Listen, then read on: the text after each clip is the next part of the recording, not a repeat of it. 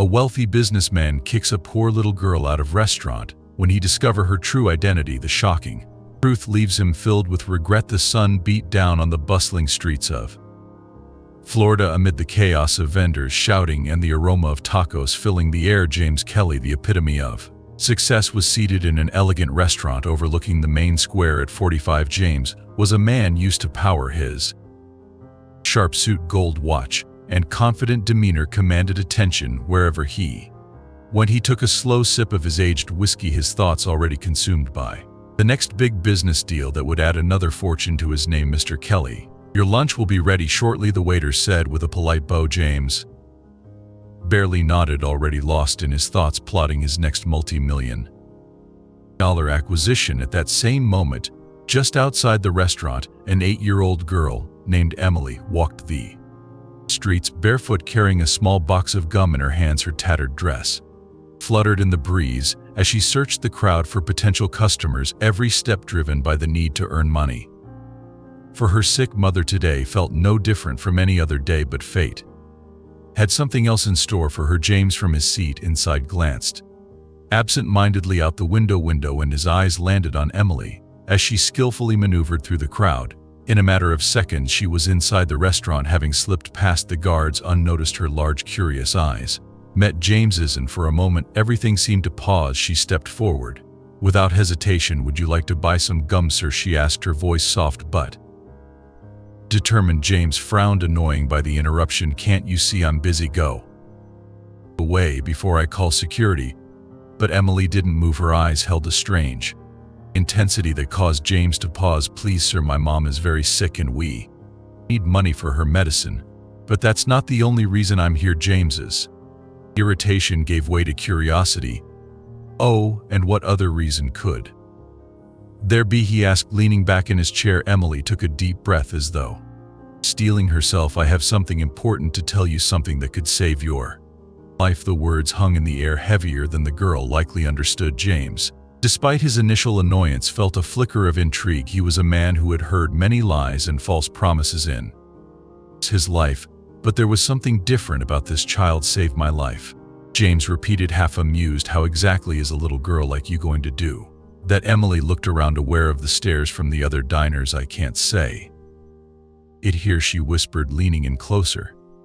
"It's a secret, but if you listen, you'll understand." Against his better judgment, James gestured for her to sit. "You've got 5 minutes," he said. "If this is some trick, it's not." Off, her voice shaking just slightly, she sat down carefully, as if the offer might be taken away at any second. James crossed his arms. "All right, speak." Emily's story began haltingly, but soon it flowed like a rushing river. She spoke of strange dreams and visions, images and names that James hadn't heard in years. She described personal moments, buried secrets that no one else could possibly know. As she talked, James's expression shifted from skepticism to shock. How could she possibly know all these things? His breath caught when Emily mentioned a name from his past, one he hadn't thought about in decades. "And that's why, Mr. Kelly," Emily concluded, her eyes locked on his. "You have to be careful. Something terrible will happen if you don't change your ways." For the first time in years, James was rendered speechless. The world around them, the restaurant, the noise, the people,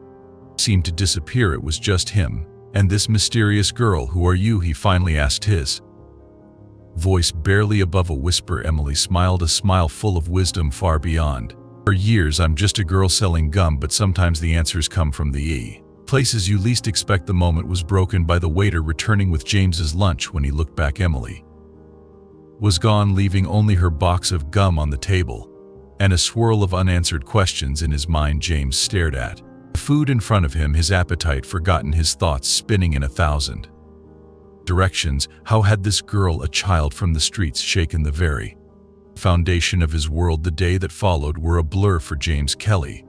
Emily's words echoed in his mind, disturbing his sleep, clouding his focus. In the middle of a board meeting, he found himself lost in thought, her voice replaying over and over. Eventually, he couldn't take it anymore. He picked up his phone and dialed a number he hadn't called in years. "Hello," a woman's voice answered, tentative and familiar. "Isabel." James began, his voice trembling.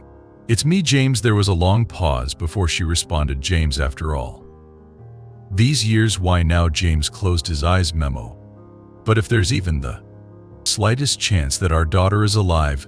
Don't you think we should investigate? Isabel stopped her eyes.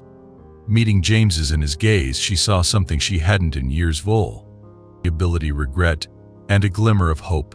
And if it's true, James continued, what if our daughter has been out there all this time, waiting for us to find her?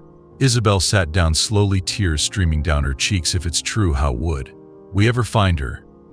And how could we explain why we never looked for her before? James shook his head. I don't know. But we have to try. I to her and to you. While the couple talked across the city, Emily returned to her modest home.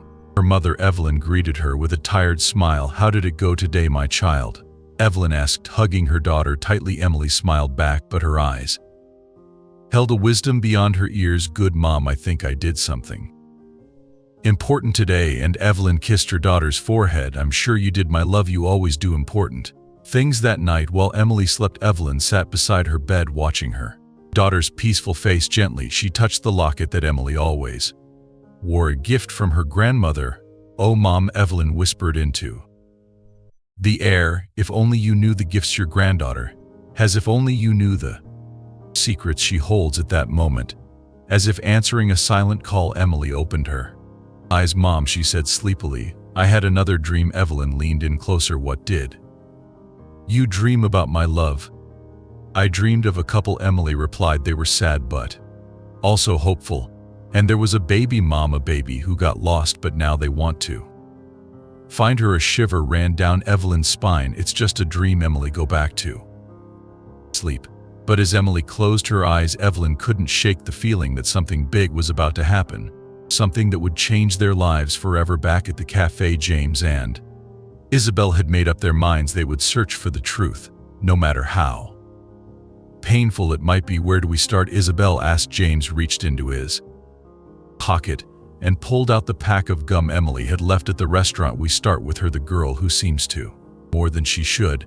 As they left the cafe, neither noticed the man watching them from a parked car across the street. The man pulled out his phone and dialed a number.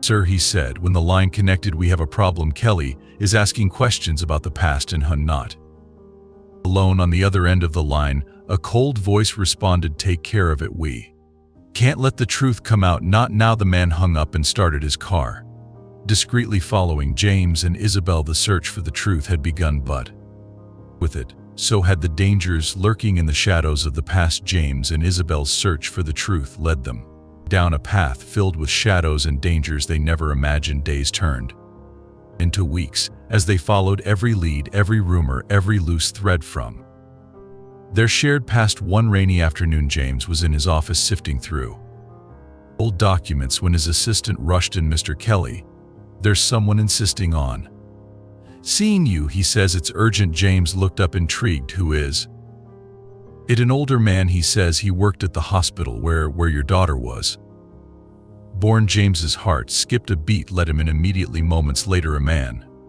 in his 70s with gray hair and tired eyes entered the office. He introduced himself as Dr. Ramirez, a former pediatrician at the hospital. Mr. Kelly, the doctor began, his voice trembling slightly. I've carried this secret for far too long. When I heard you were investigating your daughter, I knew it was time to speak. James leaned forward, his heart pounding. What secret, doctor? What do you know? Dr. Ramirez took a deep breath before continuing. Your daughter didn't die that night, Mr. Kelly. She was stolen. The words hit like lightning in the room. James shot to his feet, knocking his chair to the ground. What are you saying? How is that possible? There was a group, the doctor explained, his eyes filled with remorse. They trafficked babies, threatened my family. If I didn't cooperate, I helped them forge the death certificate. James felt the world spin around him. He had to brace himself on the desk to keep from collapsing. Who took my daughter? Dr. Ramirez shook his head. I'm not certain, but there's a name I overheard. Scott Vager, an old business associate, someone you once considered a friend, someone who mysteriously disappeared years ago. Meanwhile, across town, Isabel had decided to visit the local orphanage. Following a hunch, as she spoke with the director, an older woman named Sophia, a photo on the wall caught her eye. That little girl, Isabel said, pointing to the picture of a child around 5 years old. Who is she? Sophia looked at the photo fondly. That's Emily, a very special girl who stayed with us some years ago. She was Adopted by a woman named Evelyn. Isabel's heart skipped a beat. Emily, can you tell me more about her? As Sophia spoke, Isabel felt the puzzle pieces begin to fit together. Emily's age, her mysterious arrival at the orphanage, the dreams and visions James had mentioned back in James' office. The businessman was about to call Isabel when he noticed something odd. A small red laser dot appeared on his chest, slowly moving towards his heart. Get down, he shouted, diving onto the doctor just as a bullet shattered the window, embedding itself in the wall where James had stood seconds before. Chaos erupted in the building. Guards rushed toward the office as James and Dr. Ramirez crawled toward the door. We have to get out of here, James gasped. Someone doesn't want us to uncover the truth. As they fled down the emergency stairwell, James couldn't stop thinking about Emily. If his suspicions were correct, if she really was his daughter, she was now in danger too. At that very moment, Emily was walking home after selling gum. Suddenly a chill ran down her spine. She stopped, looking around cautiously. She saw nothing unusual but couldn't shake the feeling that someone was watching her. Emily, her mother's voice called from the doorway of their house. Come inside quickly, my girl. Emily ran to her mother, who hugged her tightly. What's wrong, Mom? She asked, noticing the worry in Evelyn's eyes. Nothing, sweetheart, Evelyn replied, though her voice trembled slightly. I had a bad feeling inside the house. Evelyn pulled all the curtains closed and checked the door twice to make sure it was securely locked. Emily watched her with curiosity. Mom, she finally said, does this have to do with my dreams with the man from the restaurant? Evelyn knelt in front of her daughter, taking her small hands in hers. Emily, my love, there are things I haven't told you, things about your past, about your real family. Emily's eyes widened. My real family? But you're my family, Mom, and you always will be. Evelyn said, her eyes brimming with tears. But there are people out there, people who've been searching for you for a long time. Before Evelyn could continue, a loud knock on the door startled them both. Open up, a man's voice demanded from outside. We know the girl is in there. Evelyn pulled Emily into a tight embrace, her mind racing to find an escape. She had always known this day might come, but she had never truly been prepared for it. Listen to me, Emily, Evelyn whispered, her voice trembling. No matter what happens, remember that I love you and everything I've done was to protect you. The door shook under the weight of the pounding. Emily squeezed her eyes shut, focusing as her grandmother had taught her. In her mind, she saw flashes of James and Isabel, of a hospital, of a baby being taken away in the dead of night. And then, with a clarity that terrified her, she saw the face of the man on the other side of the door. Scott. Emily whispered the name, slipping from her lips before she even knew why. Evelyn's eyes widened in shock. How do you know that name? But before Emily could answer, the door burst open with a deafening crash. The truth long buried was about to come to light, and with it the dangers that had lurked in the shadows for 2 decades. The sound of the door giving way echoed through the small house. Evelyn, driven by pure maternal instinct, pushed Emily behind her, standing fiercely to face the intruders. 3 men entered, led by one with a deep scar running across his left cheek. His eyes, cold and calculating, swept over Evelyn and then settled on Emily. Scott, Evelyn said, her voice unsteady but determined. She had always known this day would come. The scarred man, Scott, offered a humorous smile. It's been a long time, Evelyn. I see you've taken good care of the girl. Peeking out from behind her, mother, Emma, stared at Scott. A flood of memories and sensations overwhelmed her. A dimly lit hospital, the cry of a baby, hurried whispers in the night without fully understanding why the words left her mouth. You stole me. Scott's expression flickered with surprise, but he quickly regained his composure. Well, it seems the little one has some special talents, he said, his tone dripping with mockery that only makes her more valuable. Evelyn clenched her fists. You won't take her, not after all this time. Oh, Evelyn, Scott replied, his voice heavy with false sympathy. You don't have a choice. The girl is the key to everything. And now that James is asking questions, we can't let the truth come out. Meanwhile, James and Isabel were racing through the streets of Florida, following the address Sophia had given them. James's heart pounded in his chest, a mix of fear and hope driving him forward. What if we're too late? Isabel chanted as they rounded a corner. We won't be, James said through gritted teeth. We can't be back at Evelyn's house. The tension was suffocating. Scott stepped forward, his men flanking him. You're coming with us, Emily, he said, extending a hand toward her. There's a lot you need to learn about who you really are. But Emily didn't move. Instead, she closed her eyes, concentrating deeply. The images in her mind grew sharper, more vivid. She saw James and Isabel at the hospital holding a baby. She saw Scott in the shadows making sinister deals, and she saw something else, something that filled her with a fierce resolve. When she opened her eyes, Emily locked her Gaze on Scott. I know who I am, I know what you did, and I know my real parents are. Coming for me. Scott's face was drained of color. How it doesn't matter, Emily said firmly. We're leaving now, Scott barked, motioning to his men who advanced toward Emily and Evelyn, but at that very moment the distant wail of siren filled the air, growing louder by the second. Damn it, Scott growled. Someone must have called the police. Evelyn seized the moment of distraction, grabbing Emily's hand and sprinting toward the back of the house. Scott and his men pursued them, but the brief head start was just enough for them to slip through the back door and dive into the maze of alleys in the neighborhood. Find them, Scott roared at his men. They can't escape. Evelyn and Emily ran hand in hand, zigzagging through narrow alleyways and backyard passages. The shouts and footsteps of their pursuers echoed closer and closer. Mom, Emily gasped as they ran. I'm scared. Evelyn squeezed her daughter's hand tighter. I know, sweetheart, but you're stronger than you think. Remember what your grandmother taught you. Emily nodded briefly, closing her eyes as they continued to run in her. She envisioned a path, a way out. This way, she suddenly said, pulling Evelyn toward a left-hand alley. Meanwhile, James's heart sank. Wick, too late, Isabel murmured, her voice thick with emotion, tears brimming in her eyes, but James wasn't ready to